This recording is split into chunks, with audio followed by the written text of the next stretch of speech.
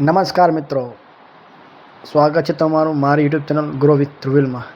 તો મિત્રો, આજે આપણે આવી ગયા છીએ આપણી બેનના શ્રીમંત સંસ્કાર પ્રસંગમાં. હા મિત્રો, આજે આપણી માસીની દીકરીના શ્રીમંત સંસ્કારમાં આપણે આજે આવ્યા છીએ. મિત્રો, તમે જોઈ શકો છો, સુંદર મજાની વ્યવસ્થા કરવામાં આવી છે. ખૂબ જ સુંદર આયોજન હતું. મહેમાનો થોડા આવ્યા છે અને થોડા હજી મહેમાનો આવવાના બાકી છે. આપણે વિડીયો શૂટિંગ કરવાનું હતું એટલે આપણે સૌથી પહેલાં આવી ગયા છીએ. મિત્રો, તમે જોઈ શકો છો, ખૂબ જ સુંદર વ્યવસ્થા હતી. ખૂબ જ સુંદર મજાનું ડેકોરેશન કર્યું હતું. તમે જોઈ શકો છો.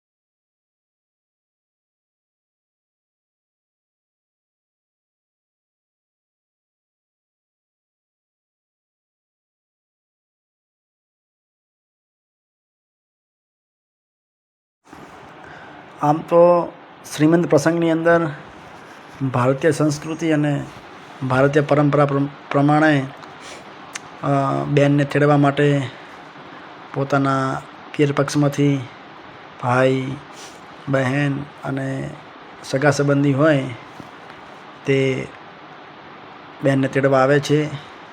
આવા પ્રસંગે જે તમે જોઈ શકો છો કે ભારતીય સંસ્કૃતિ ખૂબ જ સુંદર સંસ્કૃતિ છે. તેના હરેક રિવાજની અંદર પોતાના પરિવાર સાથે ઉજવવાની પરંપરા અને એક ખુશીનો પ્રસંગ તરીકે ઉજવાય છે આ શ્રીમંત પ્રસંગ, જેમાં બેનને તેડવા માટે પિયર પક્ષમાંથી સગા સંબંધીઓ અને પોતાના કુટુંબીજનો આવ્યા છીએ. તમે જોઈ શકો છો,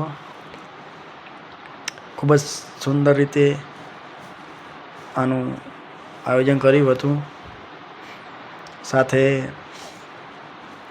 તેમના પરિવારમાંથી મોટી બેન, નાની બેન, કાકી, માસી હોય કે તમામ લોકો આ ખુશીના પ્રસંગમાં પધાર્યા હતા અને આ પ્રસંગને ખૂબ જ સારી રીતે આ શ્રીમંત પ્રસંગને ઉજવણી કરી હતી. તમામ લોકો સાથે હળી મળીને આ શ્રીમંત પ્રસંગની ઉજવણી કરી હતી. તો મિત્રો, આપણે જેની રાહ જોઈ રહ્યા હતા તે આપણા બેન ખૂબ જ સારી રીતે તૈયાર થઈ અને આપણા કૃષ્ણ ભગવાનને પણ સાથે લઈને આવ્યા છીએ. તમે જોઈ શકો છો, આપણા કૃષ્ણ ભગવાન લડ્ડુ ગોપાલ, જેને તમે પ્રેમથી બોલાવો છો, તેને પણ પોતાની સાથે લઈ અને આપણા બેનબા હવે શ્રીમંત પ્રસંગની ઉજવણીમાં કરીશું.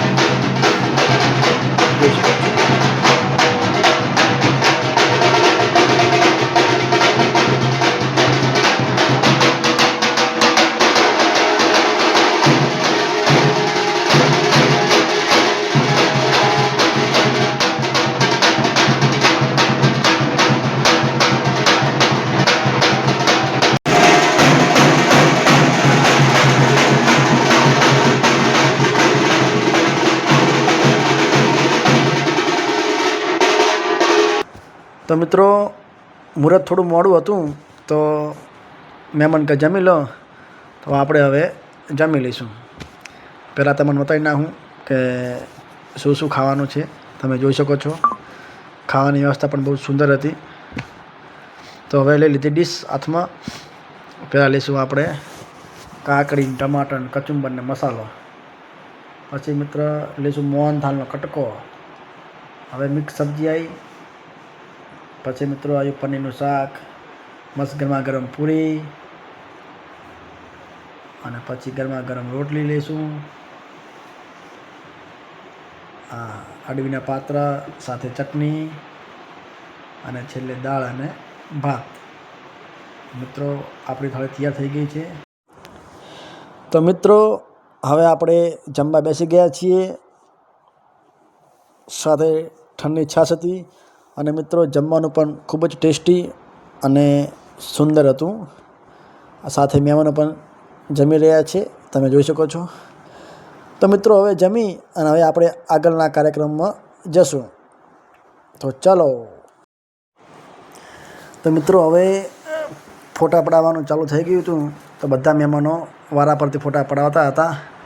એમાં આપણા મામા અને મામી પણ આવી ગયા. હવે તેમના બે ભાઈઓ પણ આવી ગયા છે ફોટો પડાવવા. તેમના કાકા અને કાકી, બધા જ મહેમાનો, સગા સંબંધીઓ વારા પરથી 1 બાય 1 ફોટો પડાવી રહ્યા છે. આપણે પણ રાહમાં હતા કે આપણો નંબર ક્યારે આવે. મેં કીધું વાંધો નહીં, મહેમાનને ફોટા પડાવવા દો, પછી આપણો નંબર આવી જશે. તો બધા જ સગા સંબંધીઓ હતા તે વારા ફરતી ફોટો પડાવી રહ્યા હતા, તમે જોઈ શકો છો. અને હવે આપણો વારો ફાઇનલી આવવાનો જ છે. તો આવી ગયો આપણો વારો, આપણે પણ ફોટોમાં આવી ગયા. તો મિત્રો તમે જોઈ શકો છો. તો મિત્રો આ અમારા બનેવી છે.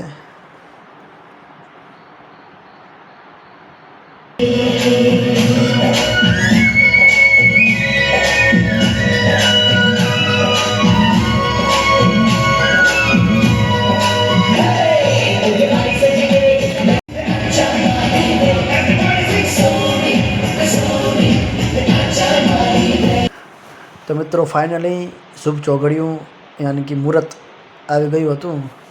તો પરંપરા પ્રમાણે, ભારતીય સંસ્કૃતિ પ્રમાણે આપણે સૌપ્રથમ ઘઉં, નારિયેળ, ફળ, ફ્રૂટ સાથે ખોળો ભરાવાની શરૂઆત થઈ ગઈ છે, જે તમે જોઈ શકો છો. મિત્રો ખોળો હંમેશા સાસુ ભરાવતા હોય છે, ભારતીય રીત રિવાજ પ્રમાણે. તમે જોઈ શકો છો ભારતીય સંસ્કૃતિ કેટલી સુંદર સંસ્કૃતિ છે. હરેક રીત રિવાજમાં, હરેક પ્રસંગની અંદર